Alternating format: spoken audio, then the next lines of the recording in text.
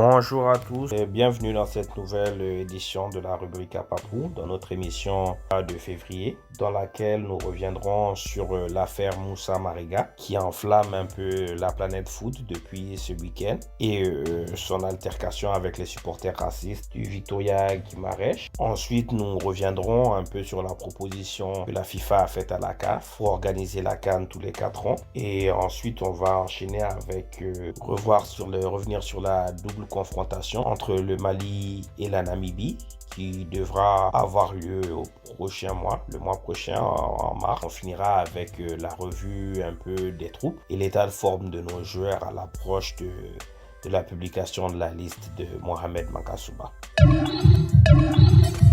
L'affaire Moussa Mariga. D'abord, je pense qu'il est important de revenir sur le contexte. L'incident entre Moussa Mariga et les supporters racistes portugais s'est déroulé lors du match entre le FC Porto et Victoria Guimarães, qui est un club dans lequel Moussa Mariga a évolué en l'année 2016 en prêt.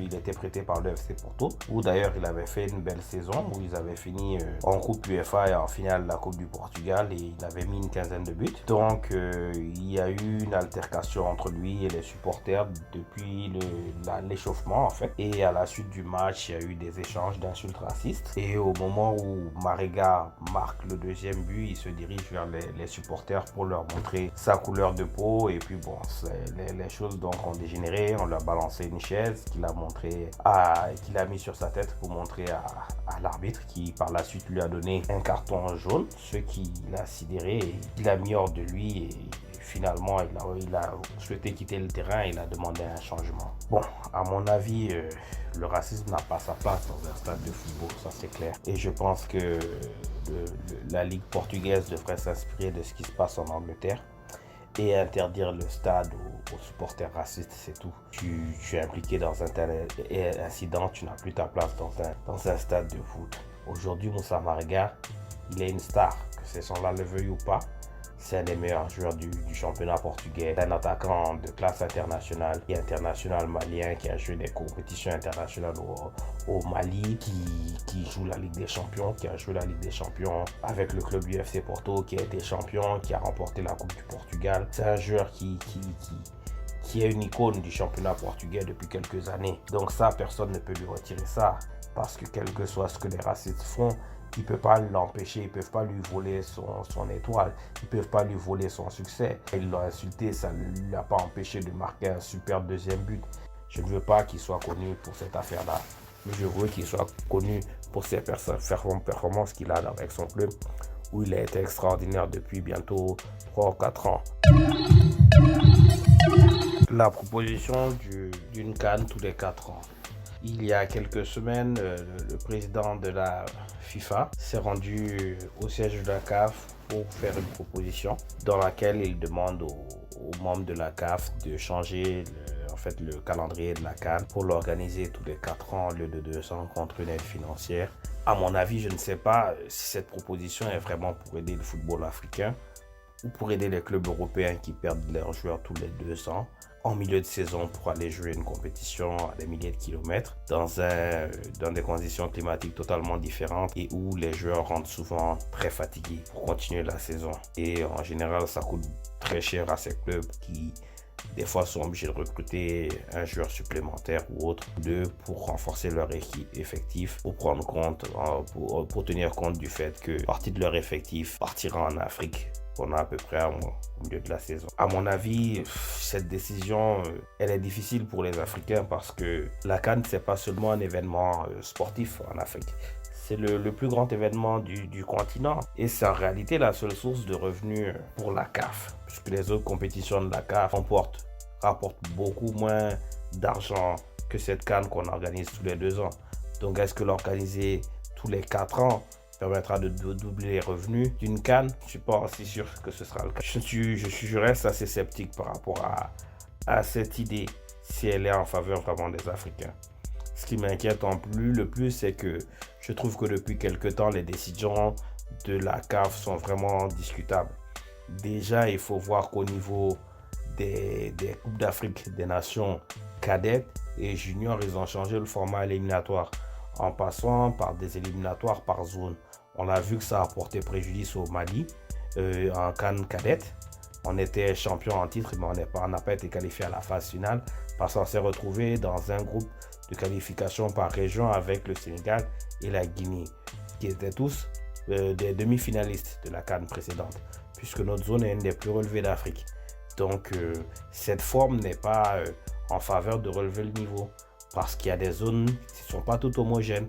Donc, ça donne la chance à des pays plus petits de participer aux phases finales, mais ça rend la qualification plus difficile pour les nations qui sont régulières dans les compétitions et qui, au final, vont loin en Coupe du Monde dans les catégories de jeunes. Donc déjà là, cette décision, je l'ai trouvée assez discutable. Ils l'ont fait en cadet et maintenant, ça passe aussi pour les juniors. Et on voit que même le passage de la CAN à 24 équipes n'a pas vraiment relevé le niveau de la compétition. On voit qu'il y a beaucoup d'équipes faibles maintenant qui arrivent à se qualifier en Coupe d'Afrique des Nations et même à faire des parcours assez longs, comme ce fut le cas de Madagascar. Donc, je pense que la CAF devrait un peu voir ses objectifs parce que je pense qu'au final, il est mieux d'avoir des compétitions qui ont un niveau plus relevé, ce qui fait que nos représentants dans les compétitions internationales sont beaucoup plus compétitifs pour aller loin. Parce qu'avec des compétitions qui sont plus distribuées et qui permettent à des équipes qui sont relativement faibles de se qualifier, ça nous donne un peu de chance maintenant quand on va au niveau international, intercontinental, je dirais, d'être plus compétitif. Donc, j'ai beaucoup de réserves un peu sur la gestion de la CAN, de la CAF du moins, de nos compétitions par la CAF, parce que ces dernières années, ils n'ont pas pris des décisions qui, selon moi, ont amélioré le niveau du football africain. Et je pense qu'une CAN tous les 4 ans pourrait être dramatique pour le football africain. Si jamais c'est une décision qu'ils devaient prendre, ce pourrait être vraiment catastrophique, parce que nos populations et nos peuples ont besoin de cette compétition tous les 2 ans. Parce que le football est aussi un moment d'union nationale dans nos pays. Ça nous permet d'oublier nos problèmes, d'oublier les soucis, d'oublier les tensions, les crises sociales, sécuritaires et autres auxquelles nous sommes confrontés et permettent un peu de renforcer l'unité nationale. Donc pour moi, c'est un sujet qui n'est pas discutable. La double confrontation contre la Namibie au mois de mars. C'est le 3e et 4e match. Ce sont les 3e et 4e journées des éliminatoires de la CAN 2021. Il sera très important pour nos aigles de prendre les 6 points pour assurer la qualification. On a besoin de reprendre confiance après avoir échappé la victoire face à la Guinée, même si on a fait un match sérieux au Tchad et qu'on a gagné par 2 buts d'écart. Il est important de vraiment nous imposer à Bamako et en Namibie pour prendre ces 6 points.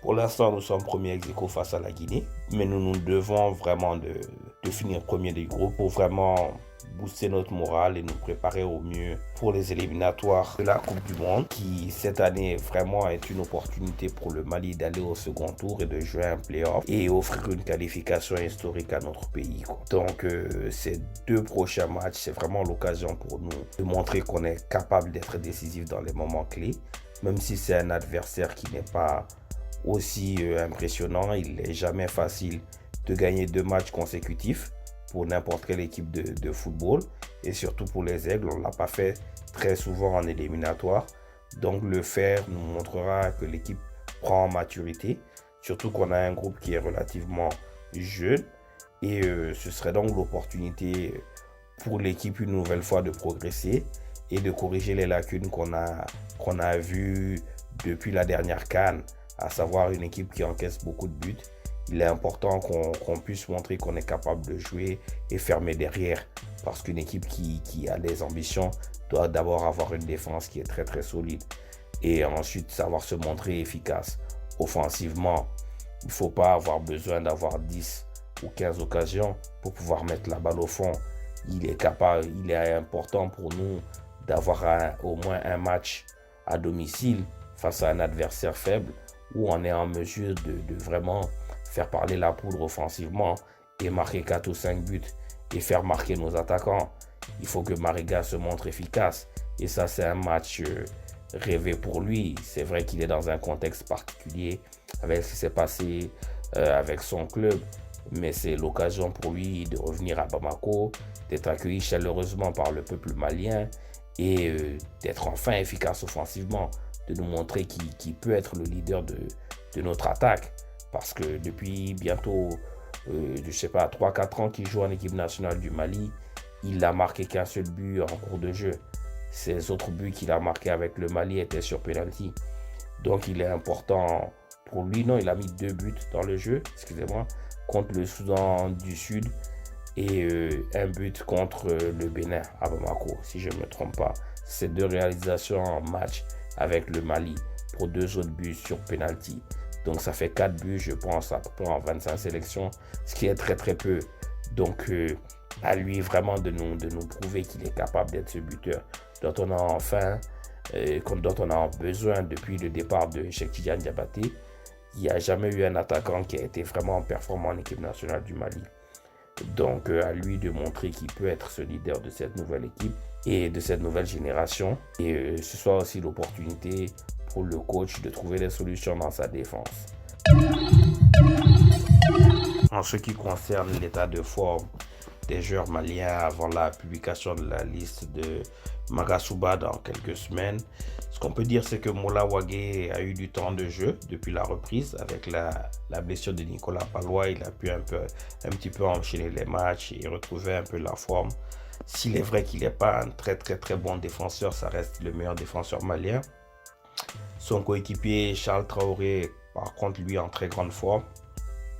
J'espère vraiment qu'il pourra revenir en sélection, même si je pense que depuis qu'il n'a pas été pris à la CAN, il y a peut-être un différent entre lui et Magasuba, parce que beaucoup de joueurs n'acceptent pas la concurrence en sélection, ce qui est pourtant normal, puisque le coach est obligé de prendre les joueurs qui à son sens, sont les plus compétitifs.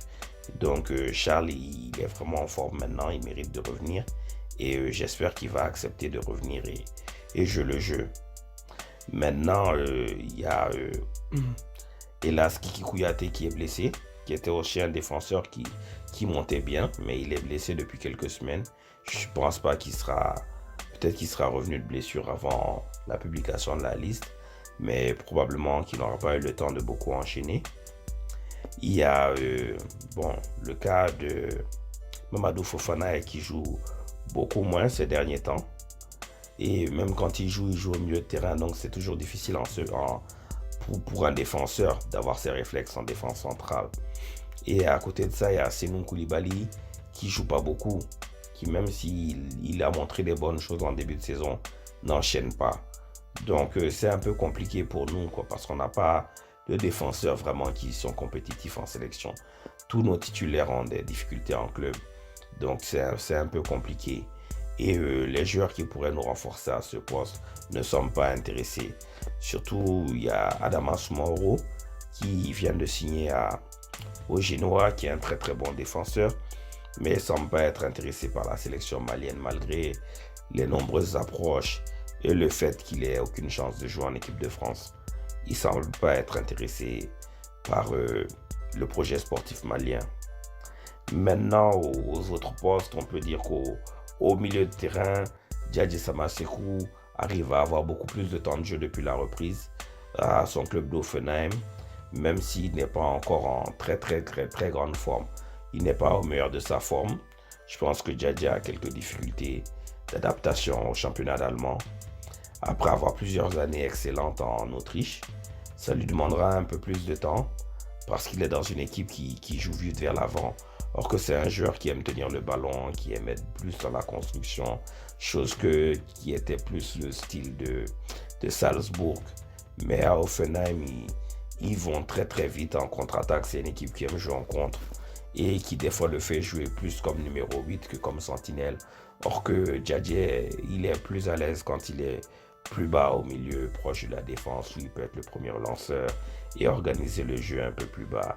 Donc je pense qu'il s'adapte doucement, mais déjà il arrive à avoir du temps de jeu. Doudou, il est un peu en difficulté dans son club, même si son temps de jeu s'est un petit peu amélioré. Il a joué 30 minutes le week-end dernier, mais bon, c'est pas encore ça, quoi. malgré le départ de Diego Dem, le capitaine de Leipzig à Naples. Et on pouvait espérer que Dodo allait avoir un peu plus de temps de jeu. Mais c'est l'Américain Tyler Adams qui semble avoir la faveur du coach au poste de sentinelle. Mais en même temps, Doudou, il est plus un numéro 8 qu'un 6. Et dans le système 4-4-2 de son équipe, il n'a pas eu trop sa chance, quoi. Parce que l'équipe jouait à 2 attaquants. Et maintenant qu'ils ont recruté l'international espagnol, là, Olmo, ils sont passés en 3-5-1. Mais Olmo joue en meneur de jeu. Il y a Konrad Laimer, qui est un des meilleurs joueurs du club, qui joue en 8. Et donc, Tyler Adams, qui joue le titulaire au poste de 6. Donc, Doudou est vraiment en concurrence avec Laimer, qui est très performant aussi. Donc, c'est un peu difficile pour lui. Mais on espère il est très jeune, il n'a que 21 ans. Il a le temps de revenir, il a le temps de s'imposer. Donc, c'est un peu sa situation en club. C'est un joueur très important pour nous. Mais voilà, au moins, il a un petit peu de temps de jeu. Il faut admettre que Leipzig, c'est un très grand club européen. C'est un des meilleurs clubs d'Allemagne qui joue le titre là-bas, qui joue en 16e de finale de la Ligue des Champions. C'est une grosse équipe qui mérite le respect. Maintenant, le troisième larron, titulaire normalement à ce poste, c'est Lassana Coulibaly, qui a repris la compétition avec son club du Cercle de Bruges en Belgique, qui revient doucement, L'équipe est vraiment à un niveau très très bas, mais depuis quelques semaines, il y a du mieux. Et Lassana enchaîne les matchs, il retrouve la forme doucement. S'il est vrai qu'il n'est pas un super joueur dans ses clubs, il est toujours très performant en sélection et il apporte beaucoup d'équilibre à notre équipe. Donc en fait, en sélection, il est indiscutable malgré sa situation en club. Maintenant, l'autre milieu de terrain qui a enchaîné et qui a même marqué lors de nos 2 matchs précédents, c'était Adama Traoré Nos. Il a une blessure assez sérieuse avec un œdème osseux qui peut être une blessure de longue durée. C'est un joueur qui est vraiment fragile. Il avait eu déjà de nombreux problèmes avec ses cuisses, avec de nombreuses blessures à ses cuisses. On pensait qu'il y avait du mieux. Il arrivait à enchaîner un petit peu en première partie de saison, où il avait beaucoup moins de blessures. Mais ce coup qu'il a reçu, la reprise et qui a déclaré un œdème osseux, semble un peu inquiéter son staff qui n'arrive toujours pas à déterminer la durée de son indisponibilité. Ce qui nous inquiète parce que c'est un joueur qui a un passif qui n'est pas qui ne peut pas nous donner beaucoup d'optimisme par rapport à sa situation et ses blessures. On espère en tout cas que ce sera plus de peur que de mal et qu'il aura l'occasion de jouer à nouveau cette année et de retourner à Monaco ou d'être transféré dans un club qui lui donnera vraiment la confiance dont il a besoin pour faire sa carrière professionnelle. Même s'il ne devient pas le crack qu'on espérait, il peut devenir un bon joueur pour le Mali. Maintenant, en ce qui concerne l'attaque, il y a Moussa Marega qui tourne pas trop cette année comme d'habitude. Au-delà de l'événement du week-end dernier à Guimarães, il est moins performant cette année avec son club qui ne l'a été les saisons précédentes. Bon, il y a, comme je le disais, il y a beaucoup de choses qui expliquent ça.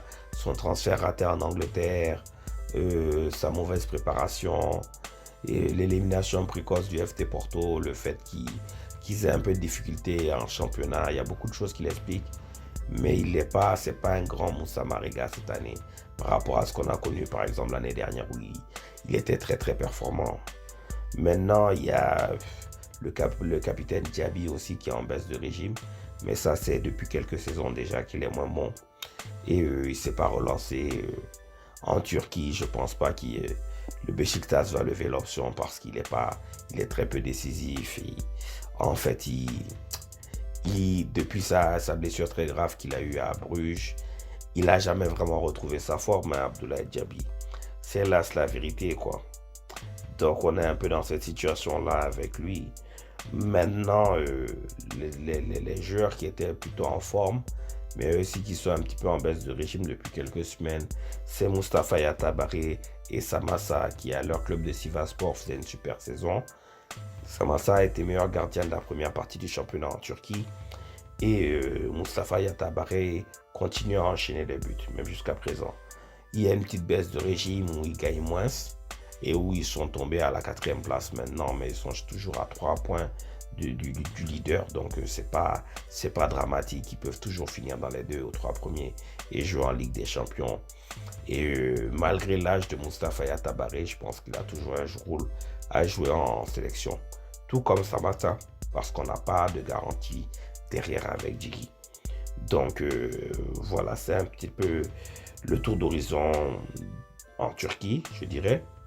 Pour le reste de nos titulaires, on a Djenepo qui revient un petit peu, mais lui aussi il a souffert avec pas mal de pépins physiques. Je pense que l'absence de préparation à cause de la CAN lui a porté un petit peu préjudice. Il se blesse beaucoup.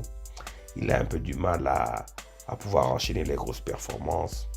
Il y a Seko Koita aussi qui était blessé, qui a repris avec son club. Ils ont commencé le championnat autrichien. Il a même joué 30 minutes lors de la reprise. Bon, il a besoin encore de s'affirmer. Mais je pense que tous nos joueurs souffrent un peu du manque de préparation à cause de la Coupe d'Afrique des Nations et qui jouent sur le plan physique. Maintenant, il y a d'autres joueurs qui sont en grande forme, même qui n'ont pas eu trop leur chance en équipe nationale. On va parler d'Ibrahim Sissoko de New York qui enchaîne les buts malgré les difficultés de son club, qui je pense à 13 ou 14 buts en Ligue 2, qui est un bon neuf, un jeune attaquant central intéressant, qui peut être vraiment quelqu'un à qui on peut faire confiance, surtout quand Mariga ne tourne pas trop bien cette année. Il y a aussi Fousseyni Diabaté qui fait de très très belles performances avec son club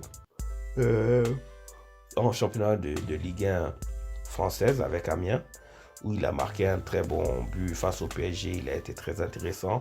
En fait, il enchaîne les belles performances et je pense qu'on devrait lui donner sa chance en équipe nationale. Il avait été appelé la dernière fois, mais il était blessé et j'espère le voir au prochain regroupement des Aigles. Maintenant, il y a aussi Moussa Doumbia qui fait de bons matchs, même si Moussa il a toujours son même problème d'inefficacité offensive qu'il a depuis déjà pas mal d'années. Et c'est dommage parce que c'est un très bon joueur. S'il arrivait vraiment à avoir la finition, il irait très très loin. Enfin, on a aussi El Bilal qui vient d'arriver en France, El Bilal Touré, et qui en un laps de temps très très court s'est déjà affirmé, enchaîne les matchs et a marqué 2 buts sur penalty. C'est bien, il est jeune, il vient d'arriver, mais ça donne l'espoir vraiment. Grosso modo, bon, on a un groupe qui n'a pas un état de forme homogène, mais je pense que si le coach décide de suivre sur la continuité, on a une équipe qui est pas mal, parce que si on prend les titulaires qu'il y avait à la CAN et les joueurs qui jouent, beaucoup sont toujours titulaires dans leur club, et peut-être devant on peut faire un peu de rotation, parce que bon, souvent au poste offensif il faut jouer avec les joueurs du moment qui sont en forme. Face à la Namibie, j'aimerais surtout voir une équipe assez offensive à Bamako, parce qu'il faut qu'on puisse marquer beaucoup de buts. C'est important pour la qualification, mais c'est surtout important pour la confiance du groupe. C'est ce genre de match qu'on peut utiliser comme référence, même si ce n'est pas face à un gros adversaire, mais une victoire vraiment avec la manière, un score large peut booster le moral de nos joueurs. Ainsi donc se conclut notre émission. Je tiens à vous remercier pour votre attention et je vous donne rendez-vous le mois prochain pour un nouveau numéro de la rubrique Kapapou. En attendant, vive les Aigles du Mali. Au revoir à tous. Merci encore pour votre attention.